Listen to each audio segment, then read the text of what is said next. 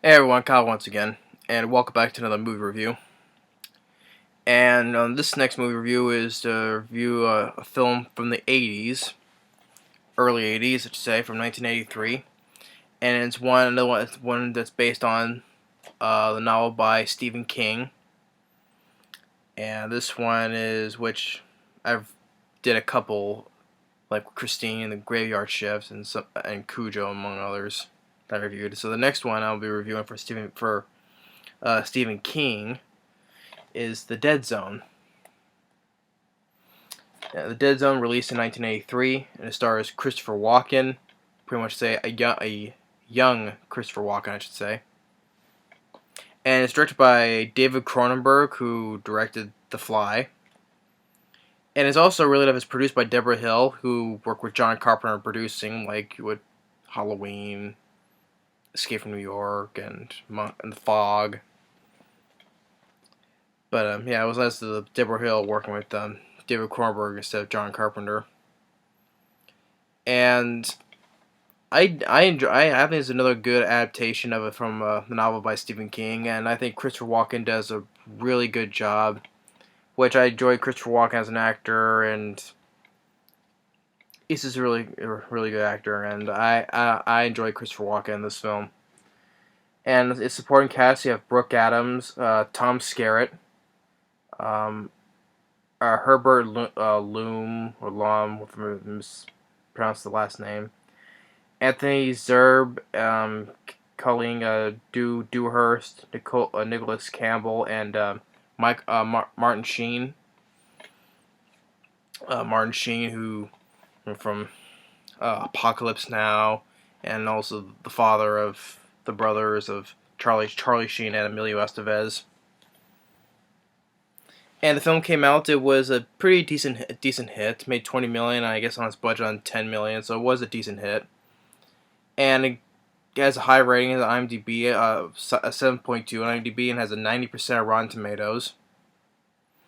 And the film is only 103 minutes, so an hour and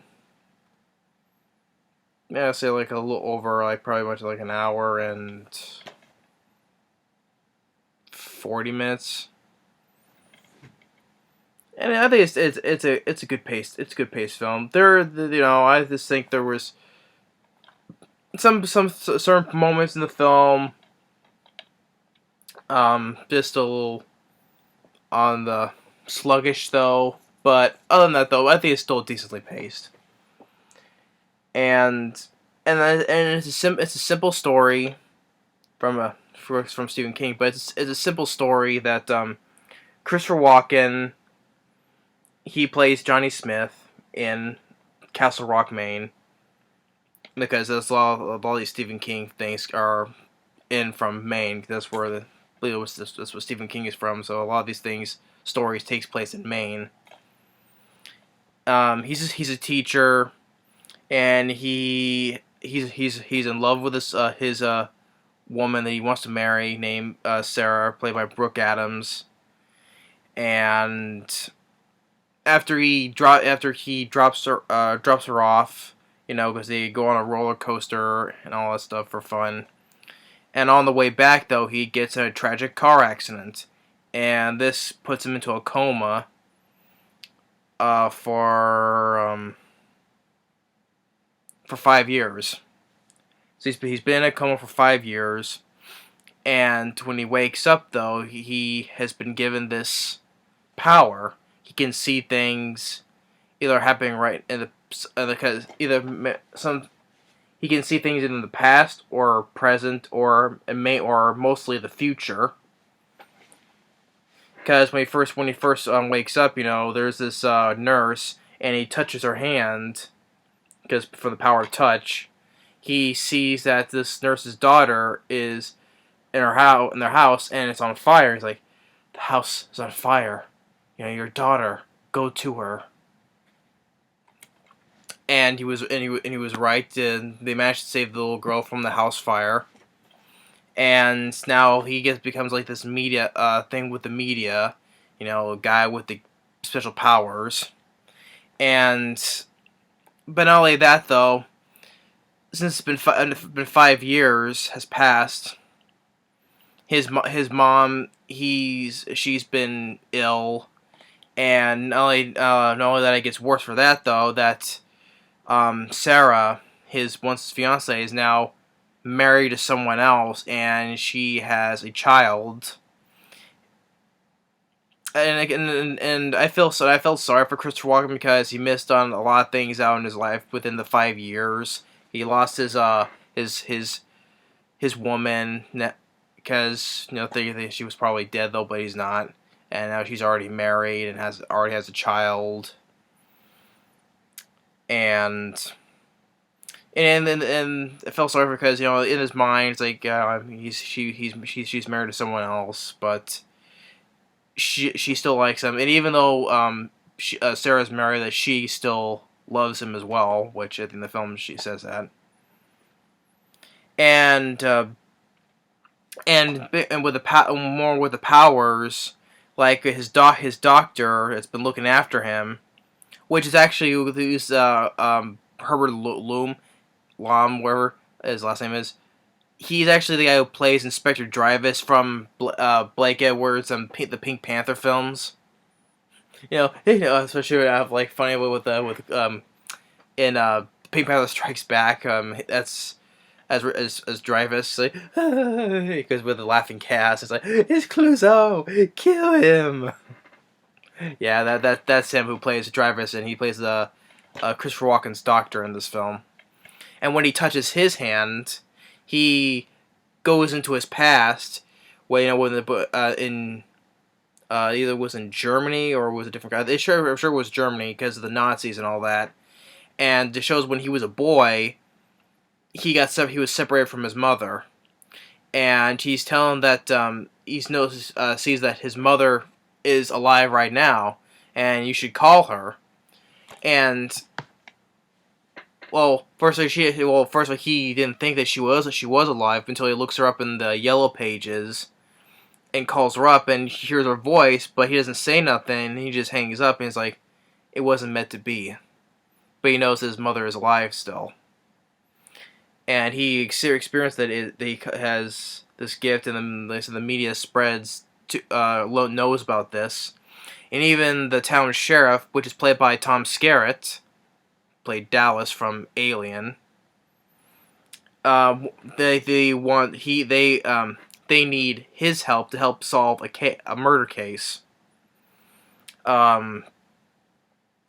Like there's this killer that's been going around, and they want his help.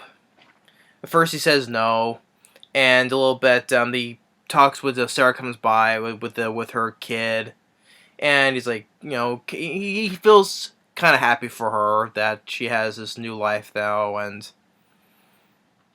I think Christopher Walken did a wonderful job, and I guess essentially he feels sorry for the guy though, but he's just trying to move on though, but and then when this is where his mother passes then, and now he eventually gonna help the police, where there's this a woman who's been murdered, and he touches her hand, and he gets the glimpses of what happened to the girl, or how she would died, and finds out that the killer is actually one of the sheriff's deputies. So they go to his house. And since that the guy has been found out, he kills himself. He puts like this raincoat on, and I thought it was kind of a cringeworthy scene because you don't physically see it though, but it's implied because it cuts away and then it shows the aftermath of it. But because he's been found out, I think he kills the women. I think he was killing women with these scissors, and he puts sticks the scissors right here, and he's in the bathtub, and he does like this, and he opens his mouth like to put the things in his mouth, and when Tom Skerritt gets in there, he's like dead like this, with a thing still in his mouth. I was like, ooh. Yeah, I think it was kind of good that they cut away, because even though we know he's gonna do it though, but it cuts away. But you see the aftermath. It's implied that he really did do it though, like how he put it in his whatever in his mouth. My nose itches for some reason. And then the guy's mother, who loses it, and even Christopher Walken, he touches her hand, and she knew about this the whole time, and he's like, "You knew about this." And she tries to shoot him, like, "You're the devil," and Tom Skerritt shoots her. And he's probably trying to live by himself, but he's getting all this stuff and letters and all that, just piling up for help or assistance, whatever, with this gift. But he does go with this there's this guy who which is actually the guy who was from See No Evil, Hear No Evil. He was the other blind guy, not who was like Richard Pryor, the main bad guy. He was blind. That guy, he's in this. He wants to ask Christopher Walken to help tutor his son. And the Christopher Walken, gets some time with the son. And when he meets Martin Sheen, he's a senator who's running for the presidential election. And back with the guy's son, when he touches him, he gets a vision that because they're gonna go playing on this hockey team, he visions that the son and some other kids drowning in the lake. And I thought it was kind of probably a memorable line from the film. Chris Walken's trying to tell the dad not to do this because the ice is gonna break, and he's not listening. And Christopher Walken raises his voice once again. He's like, "The ice is going to break." So, and then, then like next day or two later, he calls, and the son is still alive, but some other kids didn't though. So he saved the life of the boy though, but not some others though. But so he can alter some other things from the future as well. That's what the doctor is thinking, because you can alter some of the things. It's. And also back with Martin Sheen, and then he touches his hand, he sees this horrible thing, because in the vision, this futuristic vision, that he's the president, and he's going to start World War III by launching these missiles in Russia. And he's it's like, this is my destiny. And forces like the general or whoever to the what did they call it, the football, to launch the nuclear missiles.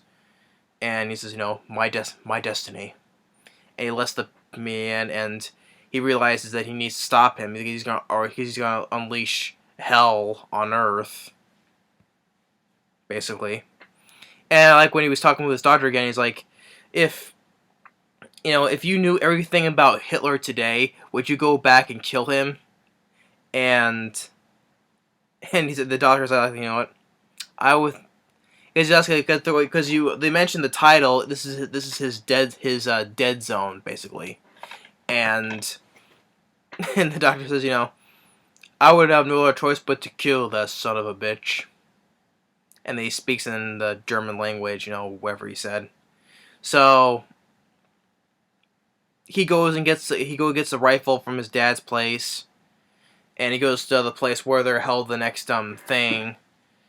So he hides up in the balcony so no one can see him, and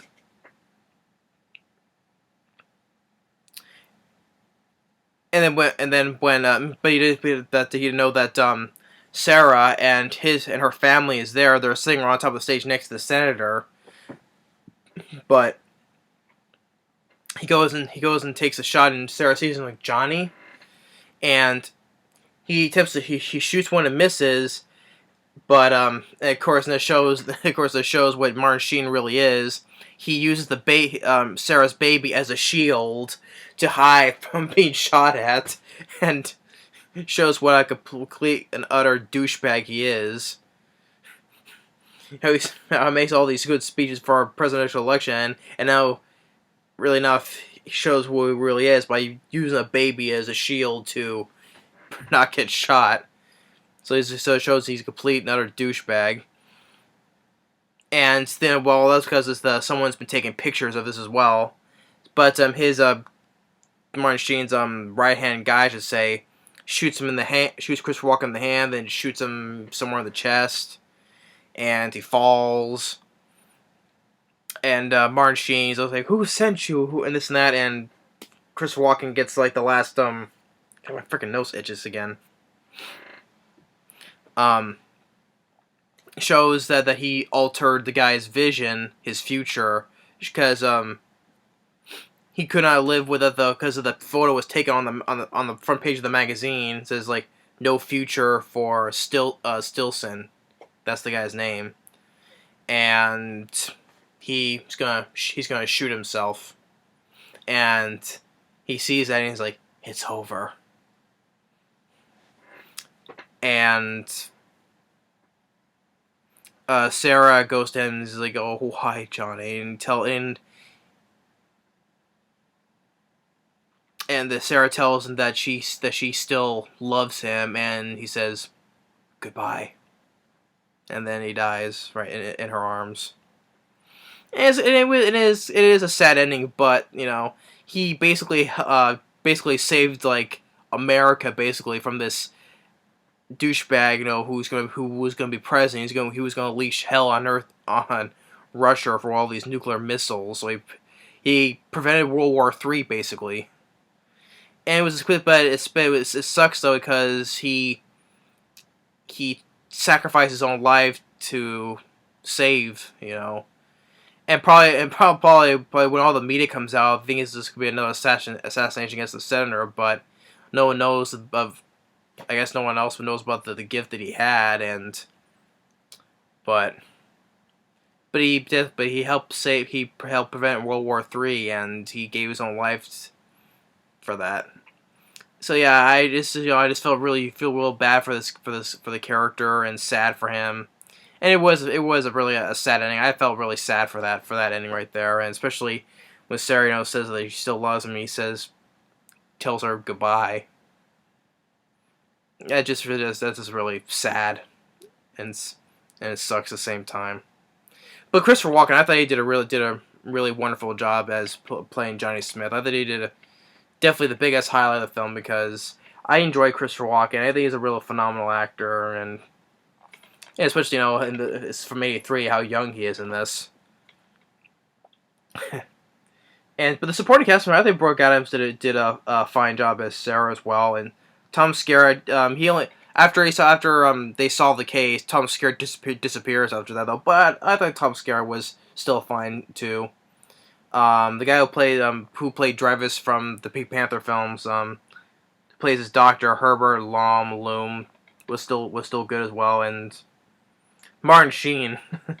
I like Martin Sheen. It's just he's this big hotshot guy. He's gonna be president, but until when they find out what he really does in the vision, and then what he does with a baby, using it as a shield, basically an asshole, basically, and altered his future too. So he's gonna pop himself. So yeah, I think it's another well-made adaptation from Stephen King. Now I never read a whole lot of Stephen King books. I did read his ones like Cujo and Christine. The Mist, and also there was another one I read about. I forget. There was another Stephen King novel that I read, but I read very few ones though. But Stephen King I like though, but I just didn't read. I just never got around to reading all his books. This one I did not read, so I don't know how the comparisons are to the film or the novel though, but I still enjoy the film. It's another well-made adaptation from Stephen King. And David Cronenberg directed the film really well. The score by Michael Kamen name sounds familiar. I don't know um what films he did the scores for, but score was fine as well. And but David Cronenberg really did. I would still pick The Fly over this one though, but I think The Dead Zone is the second best film for David Cronenberg. This film and then The Fly. But anyway, because I like how these directors and these actors are, interlocking to make a Stephen King film like Christine with John Carpenter, or some other good actors in other Stephen King films as well. Hey, the one that Maximum Overdrive, which I love, was based on a short novel they did though, but Emilio Estevez. But and Christopher Walken, nice addition to them making in the Stephen King films. The Graveyard Shift, good casting as well. And it was Stephen Mott. The Graveyard Shift. I still like that for Stephen King stuff. The Graveyard Shift. Yeah, but this one's another good Stephen King film. So I enjoy The Dead Zone. It's worth deserving of the praise that it got, and it's very simple. It's a straightforward, simple story as you can get. Guy gets in a car accident, receives these gifts, these powers, and for one, he has to prevent World War III and gives his own life up for it. And even at the same time, you feel bad for the guy and sad at the same time.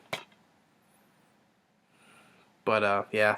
So that's my review for The Dead Zone. It's not quite as long, but because, like I said, it's very simple and straightforward, so it doesn't get much more complicated than that. But yeah, that's my review for The Dead Zone. Definitely a thumbs up, and Christopher Walken, once again, wonderful. But yeah, The Dead Zone. Thanks for watching. Stay tuned on the next movie review. Later.